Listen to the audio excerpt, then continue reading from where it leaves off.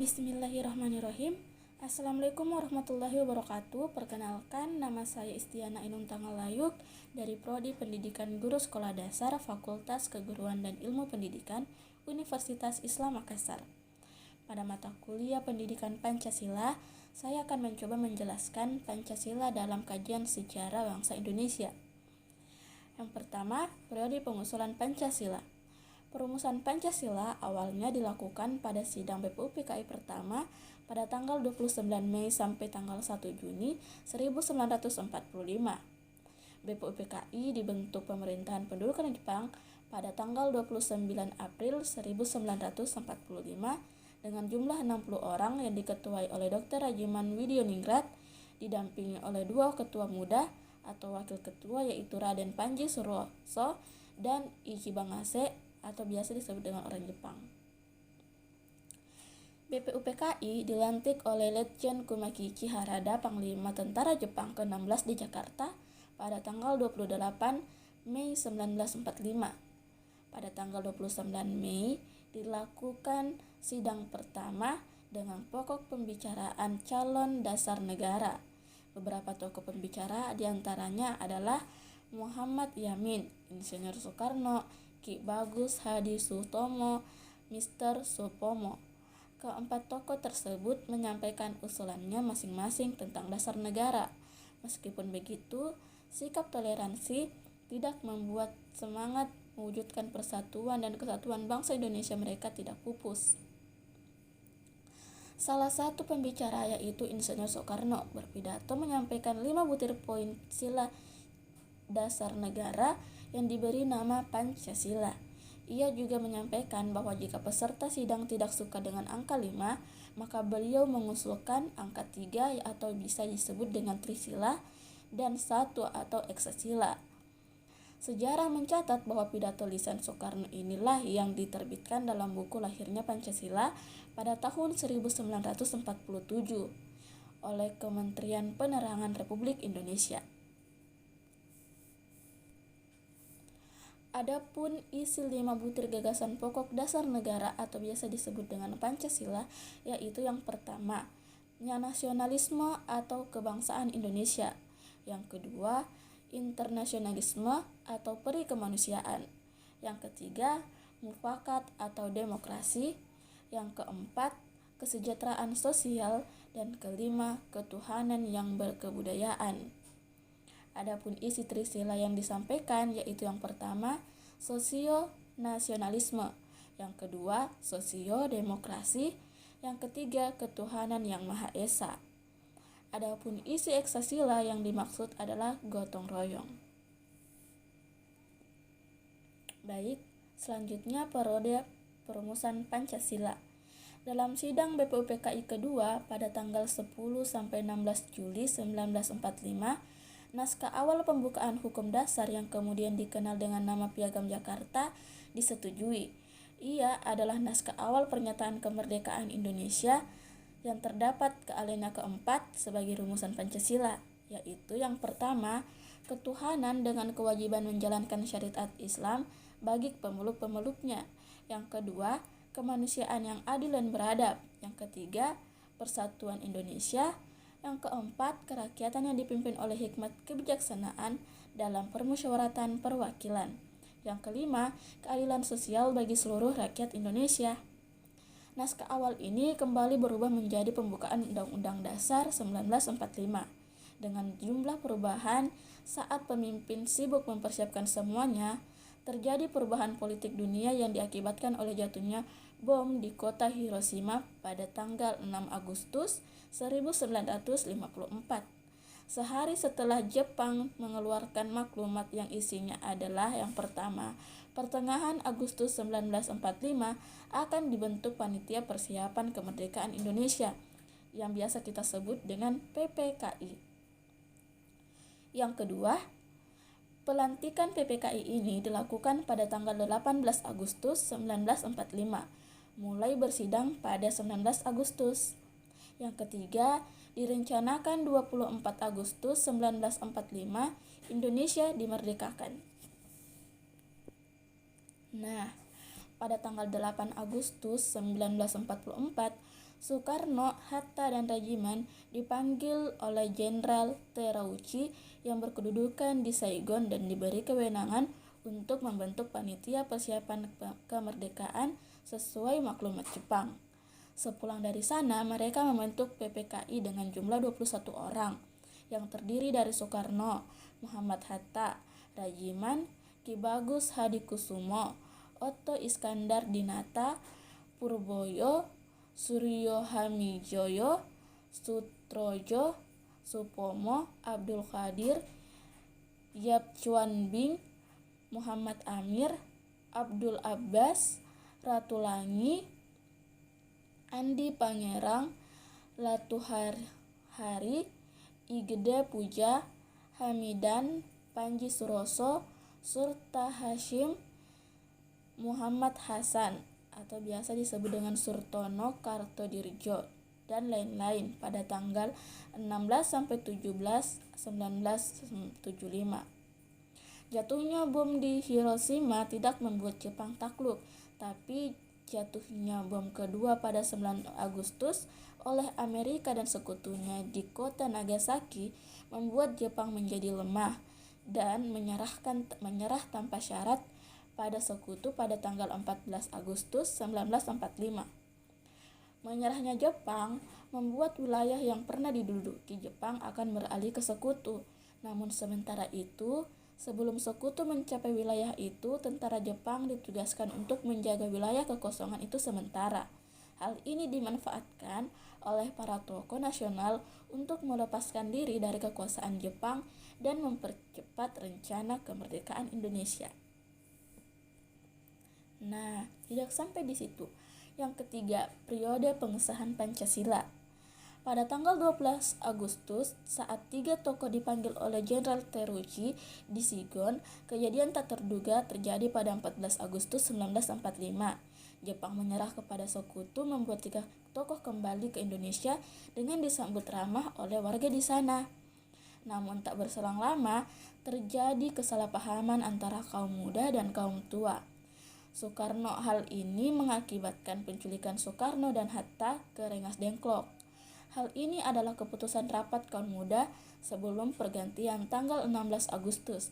Hingga pada dini hari, Hatta mendedikasikan proklamasi tersebut dan ditulis tangan oleh Insinyur Soekarno yang kemudian diketik oleh Sayuti Melik. Dan proklamasi ini berhasil dicetuskan pada tanggal 17 Agustus 1945. Pada 18 Agustus diadakan sidang PPKI untuk menegaskan kedudukan Indonesia dari yang semula bangsa terjajah menjadi bangsa yang merdeka. PPKI yang awalnya berdiri karena Jepang kini berdiri sendiri secara mandiri.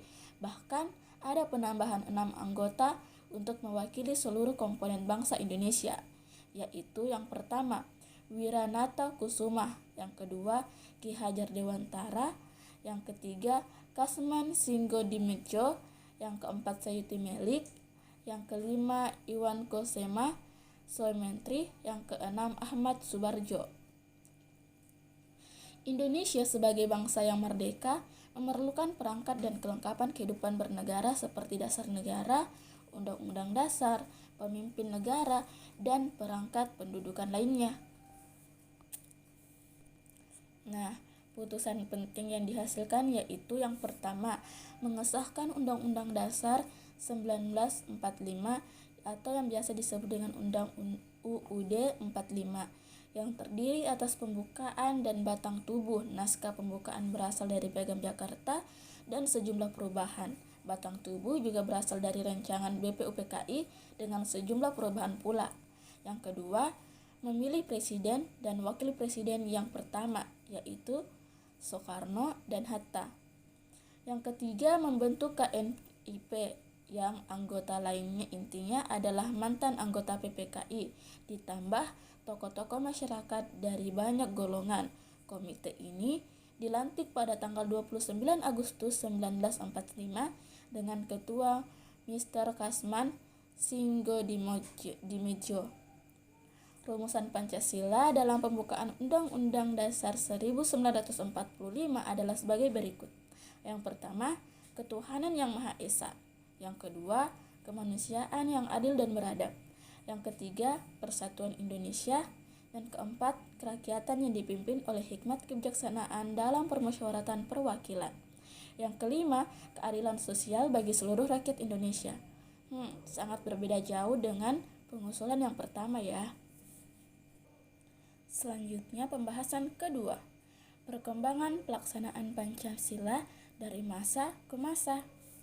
Yang pertama, awal kemerdekaan. Yang kedua, Orde Lama. Yang ketiga, Orde Baru.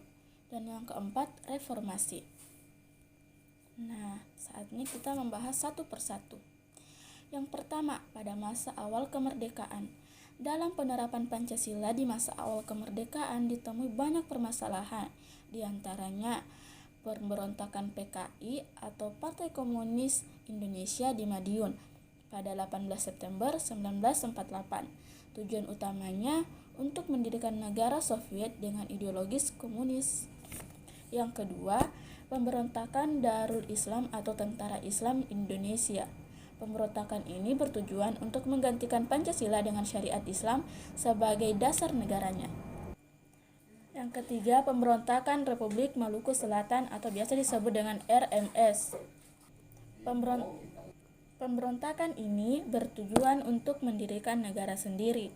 Yang keempat, pemerintahan revolusioner Republik Indonesia atau disebut dengan PRRI atau Perjuangan Rakyat Semesta yang biasa disebut dengan Permesta sebagai bentuk gerakan protes ke pemerintahan pusat. Yang kedua, masa Orde Lama. Penerapan Pancasila pada masa ini terjadi pada 1959 sehingga 1966. Periode ini dikenal dengan demokrasi terpimpin. Selain itu, pada masa ini bangsa Indonesia masih mengalami peralihan dari bangsa yang terjajah menjadi bangsa yang sepenuhnya merdeka. Maka dari itu, dalam penerapannya masih diperlukan proses adaptasi dan sebagai masyarakat ada yang merasa setuju dan sebagian lagi merasa dalam penerapannya ditemui beberapa tindakan penyimpangan terhadap Pancasila. Salah satunya ialah pemberontakan PPKI yang dilakukan oleh DN Aidit pada 30 September 1965. Pemberontakan ini bertujuan untuk mengubah ideologis menjadi komunis. Yang ketiga, masa Orde Baru. Masa Orde Baru dimulai saat Soeharto resmi ditetapkan menjadi presiden. Dalam masa pemerintahannya, Soeharto berusaha untuk memulihkan kembali beberapa kekacauan yang sebelumnya pernah terjadi di Indonesia. Upaya pemulihan kembali ini ditandai dengan dibuatnya replita atau rencana pembangunan 5 tahun, diadakan pemilu, pendidikan, pelaksanaan pedoman penghayatan dan pengalaman Pancasila, serta pemerataan pembangunan. Tentunya, upaya pemulihan oleh Soeharto ini mengacu pada nilai yang terkandung dalam Pancasila. Contohnya, pemerataan pembangunan ini bisa dikaitkan dengan sila kelima Pancasila, yaitu keadilan sosial bagi seluruh rakyat Indonesia. Dalam pemerintahan Soeharto juga ditemui beberapa masalah seperti kasus KKN atau korupsi, kolusi, dan nepotisme. Selain itu, hak berpendapat juga dibatasi dan adanya difungsi ABRI. Yang keempat, masa reformasi. Masa reformasi dimulai saat Soeharto mundur dari jabatannya dan digantikan oleh B.J. Habibie. Dalam pemerintahan B.J. Habibie berusaha untuk memperbaiki sistem ekonomi, mereformasi bidang politik dan hukum, mengeluarkan Undang-Undang Nomor 9 Tahun 1998 tentang kemerdekaan, menyatakan pendapat di muka umum, dan lain-lain. Mulai pada masa reformasi, penerapan Pancasila sebagai ideologi negara terus diagungkan hingga saat ini.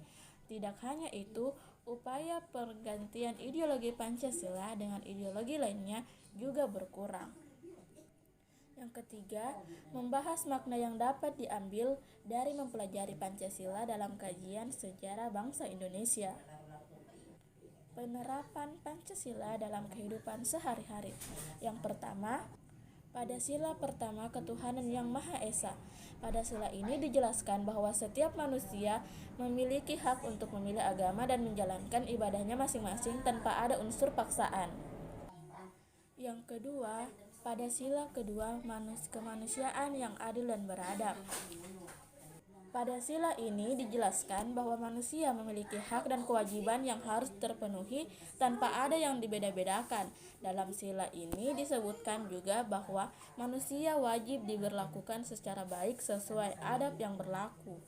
Yang ketiga, sila ketiga Persatuan Indonesia. Pada sila ini disebutkan bahwa sesama manusia yang tinggal di dunia, apalagi di satu wilayah yang sama, wajib saling tolong-menolong dan saling menghargai satu sama lain.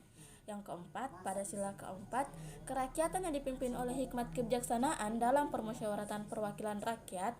Pada sila ini disebutkan bahwa setiap wilayah mempunyai hak untuk mendapatkan pimpinan yang bijaksana dan dapat mengantarkan rakyatnya ke arah yang lebih baik dan sejahtera. Yang kelima, sila kelima keadilan sosial bagi seluruh rakyat Indonesia. Pada sila ini dapat diartikan bahwa setiap warga negara punya hak untuk dilayani sama seperti rakyat yang lainnya tanpa adanya perbedaan antara kalangan atas maupun bawah, rakyat miskin maupun kaya. Adapun pembelajaran yang dapat diambil dari perjalanan terbentuknya Pancasila dari dulu sampai saat ini, yaitu sikap toleransi dan mau menerima pendapat dari para rakyat akan membuat kehidupan jauh lebih aman dan damai. Ketika sikap toleransi bisa dibawa ke dalam suatu masalah, mungkin saja masalah tersebut akan lebih mudah terpecahkan. Dalam Pancasila ia juga mengandung nilai yang mengandung moral. Pancasila mengandung nilai-nilai yang mengatur kehidupan manusia. Perjuangan yang ditunjukkan oleh para tokoh nasional demi memerdekakan negara wajib dicontoh oleh anak zaman sekarang yang akan meneruskan generasi kehidupan selanjutnya. Makna Indonesia bagi para pahlawan kita dahulu begitu dalam.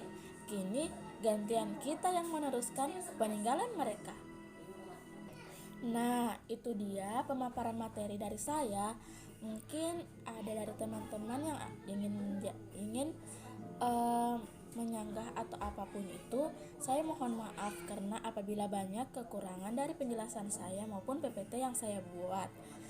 Saya telah menyiapkan satu pertanyaan buat kalian yang menyimak materi saya. Mungkin saja kalian yang menyimaknya bisa menjawabnya. Pertanyaan saya adalah, setelah kalian mendengar materi yang saya paparkan, apa sih tanggapan kalian tentang pemaparan atau penggunaan Pancasila pada kehidupan kita saat ini? Apakah benar-benar digunakan sama seperti waktu awal mula Pancasila itu diberlakukan, atau kini Pancasila tidak lagi dijadikan sebagai pedoman hidup kita? Mungkin teman-teman bisa menjawabnya. Dipersilahkan. Terima kasih. Wabillahi taufiq wal hidayah.